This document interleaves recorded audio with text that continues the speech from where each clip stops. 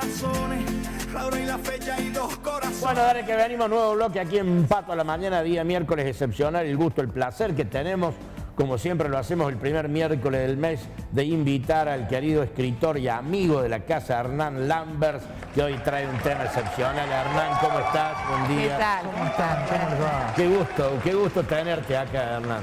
Igualmente, bueno, siempre cuento alguna historia relacionada con Córdoba o Argentina. Y lo que hoy les quería comentar es algo que sobre un término que se usa mucho. A veces los chicos más jóvenes inventan continuamente expresiones, pero hay algunas que están inventadas desde hace más tiempo del que ellos creen. Por ejemplo, la expresión pato bica. El pato bica es el famoso... Seguridad de los boliches. Seguridad de los boliches, ¿no? Son los encargados de poner ahí poner orden y a veces hasta... sacarte de los pelos. Claro, de impartir lo que ellos piensan que es justicia, ¿no? Son en general individuos fornidos, altos, grandotes. Y uno se pregunta de dónde viene esa expresión. Esa expresión surgió en los años 70 en Buenos Aires, debido a que había una playa en Buenos Aires, en la zona norte, en la zona de Bécar, de San Isidro, llamada El Ancla, donde iban los musculosos de la época, los pesistas de la época, físico-culturistas, a exponer sus físicos. Y alguien les puso un apodo que tenían unos patos de la época, unos patos llamados bica, que se llamaban así porque su dueño los criaba de una forma muy particular, únicamente alimentando con leche, según él decía. Los lograba que tuvieran una contextura física que hiciera que parecieran doble pechuga, con un tamaño muy muy grande. Los patos bica en aquella época aparecían en las recetas, en todo tipo de propagandas, y este hombre se llamaba Víctor Casteras, de la contracción de sus primeras sílabas, Víctor y Casteras, bica, quedó lo de pato bica. Pero este hombre tenía un restaurante en la Ruta 9, ahí en la entrada a Buenos Aires, en Ingeniero Maguis, que era tan famoso por los patos bica que, por ejemplo, el príncipe de Gales, en su visita a Argentina, el futuro rey de Inglaterra, pasó a probar esos famosos patos. El Rajá de Kapurthala, un famoso gobernante de la India, que venía con toda su delegación, iba a probar los patos bica a la estancia de los ñanduces, que tenían su restaurante famoso sobre la ruta. Eran unas visitas obligadas de la época. Pero lo más llamativo es que el más famoso pato bica de la historia, o al menos de nuestra historia, es alguien relacionado con nosotros, más de lo que uno cree. Alguien a quien llamaron el Tarzán argentino. ¿De qué nombre era? Repetime el nombre, ¿cómo se llamaba? El hombre este se llamaba José Magalhães. José Magalhães era un personaje de los años 60, 70, que era sumamente famoso porque él había sido campeón de pesas y hacía un show con el que viajaba a manera de circo por todo el país. Estuvo en un sábado circular de Mancera. Exactamente, y lo más famoso. Ahora me acuerdo de lo que me estás contando. Mirá, Claro, identificaste. Sábados Circulares para los menores de 40 era un programa que hacía una especie de Tinelli de la época. Pipo Mancera era una especie de Tinelli, pero más respetuoso de la gente, más formado. Era una especie de programa de Tinelli hecho con un gran nivel intelectual. Bien. Y tenía un programa que era Sábados Circulares, donde uno se sentaba en aquellas épocas frente al televisor y estaba todo el día, porque era un programa sumamente largo. Se lo llamaba Omnibus precisamente por la longitud que tenía, un programa que se ponía a ver toda la familia, y así como ahora uno hasta hace poco uno comentaba el programa de Tinelli, se comentaba toda la semana el programa Sábados Circulares. Pipo Mancera era una persona que, por ejemplo, aparecía haciendo shows, a diferencia de Tinelli, él mismo. Por ejemplo, domando leones, haciéndose arrojar al río de la Plata atado, etc. Y lo llevaba a lo largo de una temporada a el Tarzán argentino, a este personaje, individuo, claro, que aparecía con un taparrabos y una capa que atrás decía el Tarzán argentino y tenía dibujado, pintado un león. aparecía con un taparrabo sobre un jogging, era una especie como de superhéroe, y hacía cosas extrañas, ¿no? Como ser, Por ejemplo, él Sí. doblaba una barra de hierro con los dientes. Él se Ajá. ponía una barra de hierro en los dientes y la espiralaba, la doblaba o hacía, lo dejaba formando una U. o levantaba una mesa con los dientes, ¿te Claro. acordás? Que levantaba una mesa. El hombre este demostraba no solo una gran potencia muscular, sino unas encías realmente a toda prueba, ¿no? Unos incisivos y unos caninos que muchos odontólogos envidiarían. Porque hacía otras cosas también. El problema que tenía al espiralar las barras de hierro era que se le calentaba mucho el hierro al doblarlo y le quemaba la boca.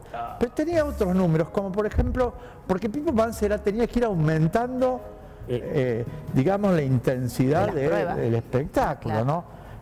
Al principio él, por ejemplo, rompía con el dedo meñique 12 lápices. Bueno, eso era como para entrar en calor, pero después hubo que poner más y así fue como, por ejemplo, un show que hacía mucho era agarrar un clavo de 10 centímetros de largo y clavarlo en una mesa, pero no con un martillo, sino con su puño. Él con el canto de la muñeca le pegaba y lo hundía. Eso no le salió tan bien en una oportunidad en Albardón, en San Juan, en donde martilló y como le habían puesto a propósito una mesa de quebracho, el quebracho Es durísimo. es durísimo, se viene de ahí, que quiebra hachas, de ahí su nombre, quebracho. Lo martilló y se incrustó Ay, los me 10 da centímetros impresión. del clavo y se destrozó la mano. Tuvo que hacerse operar por el doctor Planas en San Juan. Pipo Mancera lo presenta y él hace un número nuevo que consistía en arrastrar un auto cargado con una familia entera con los dientes. Era con los dientes y obviamente también con los brazos y las piernas, ¿no? Que hacía fuerza. Después tuvo que duplicar eso arrastrando un ómnibus en el estudio.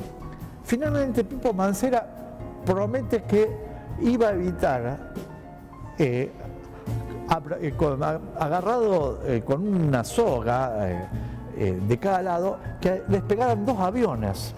En aquella época, todos cuando veíamos algún anuncio de Pipo Mancera, corríamos a asegurar nuestro asiento frente al televisor porque no había muchas actividades para hacer ahora. Totalmente. Existe Netflix, existe YouTube y todo eso, pero en aquella época era ver a Pipo Mancera o jugar al valero, la payana, y no había muchas actividades más. ¿Vos has traído algunas fotos del Tarzán? Sí. Sí. Sí, sí.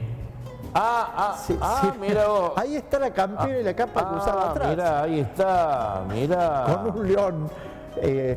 Esos son los famosos patobicas, que eran realmente famosos. Esta es una película que es como para tener una idea de la diferencia. Ese es el famoso Parador El Ancla, donde iba, por ejemplo, los luchadores de Caradagian. El famoso Ancho Rubén Peuchele fue el primer físico-culturista que hubo en Argentina. Vos sabés que el Magaleski tenía un hermano en Córdoba, que era Alberto, y vivía en la avenida Alem. Claro, son de la zona Pueyrredón, barrio General Paz. Exactamente. Porque el Tarzán argentino en realidad es el Tarzán cordobés. Se entrenaba con las pesas acá en el Club General Paz Juniors y después se quedó gran parte de su vida en Córdoba. Este hombre termina de hacer ese espectáculo cuando le traen los aviones. Pipo Mancera obviamente exageraba a veces un poco y los aviones no es que él no dejaba arrancar con una soga 2 Boeing 747, 2 Jumbo. Eran 2 avionetas Piper o Piper, las que él no lograba despegar. El riesgo que él corría era que si una arrancaba con un poco más de fuerza que la otra, le podía arrancar un brazo. Claro, Era ¿qué una te versión un parece? poco más aérea del descuartizamiento de Tupac Amaru que estudiamos en la escuela primaria. También lo hacía con autos. Tuvo un serio problema después de haber estado con Pipo Mancera. Él hacía su show por todo el país, ¿no? Él se presentaba como el Tarzán argentino y con el Fakir de los Dioses de Fuego, que era uno que lo acompañaba y hacía una especie de... Y le iba bien. Le digo bien, él decía que en esa época los lugares donde iba no podía caminar por la calle porque le pedían autógrafos, lo paraban. de hecho, una de los que lo paró se casó con él y es la esposa desde hace 50 años. Este hombre, en una oportunidad en Entre Ríos, en Diamante, hace uno de sus shows, o sus números, que consistían en acostarse, ponerse un yunque de hierro en el pecho y el abdomen, ¿no? Un yunque grande, y le pedía a dos del público, cualquiera, que agarraran una masa, un martillo grande, y entre los dos le pegaran en el yunque. El yunque pesaba 200 kilos. Y él aguantaba con su pecho y abdomen, ¿no? Claro. Al grito de pegue, pegue, le pegaban, y él, para demostrar que todavía queda resto, le gritaba más fuerte, hasta que la gente, por lástima, digamos, le pedía que pare, ¿no? Y en una oportunidad, daba impresión la gente, claro, le ponía en situación de dolor. Y en una oportunidad le gritan basta, basta, para que pare. Uno para, el otro no, y de pronto el Tarzán argentino se despierta en el hospital de Entre Ríos con suero por donde le pasaban morfina. ¿Y a dónde le habían pegado? Morfina es el analgésico más fuerte de la medicina, es terrible. Bueno, uno con la masa, el que estaba de la zona más cercana a los pies, no había parado el golpe y le había pegado en los testículos. Por eso se había despertado, se ve que había tenido un shock neurogénico y se había despertado por el dolor directamente en el hospital. ¿Este hombre era cordobés? Este hombre se había criado toda su vida en Córdoba, acá en la zona, e incluso después de toda esta raíz bueno, que iba desde Pipo Mancera hasta el tratamiento del aparato reproductor en el hospital. Me acuerdo perfectamente de todo lo que has contado. Terminó este hombre siendo preparador físico del club de rugby La Tablada. Claro. Y claro, porque teniéndolo ahí cerca, el Tarzán cordobés, y terminó también a cargo, ya a medida que pasaron los años, de el buffet del bar del Club La Tablada. Y finalmente después, van pasando más los años, ahora tiene o tendría 81 años, terminó a cargo del buffet y el restaurante del Jockey Club de San Juan, a donde se fue a vivir finalmente. Esas son las últimas noticias que tengo hace 2 años. Sí. Hace 2 años seguía el hombre haciendo pesas, pero no ya shows, ¿no?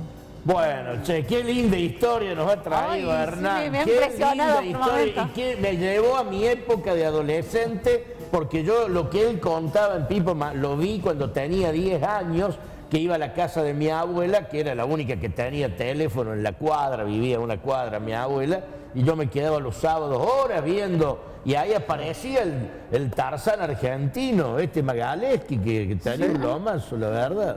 Más para la época en donde no eran tan impactantes los físicos. El argentino en general hacía gimnasia hasta los 25 años, después se casaba y pasaba a ser, si era próspero, alguien con una gran barriga. Gracias por venir, Hernán. Te esperamos el mes que viene, los primeros miércoles de cada mes, viene el escritor y amigo de la casa, Hernán Lambert. De aquí nos vamos directamente a un corte, director, rapidito, ya venimos, quédate ahí.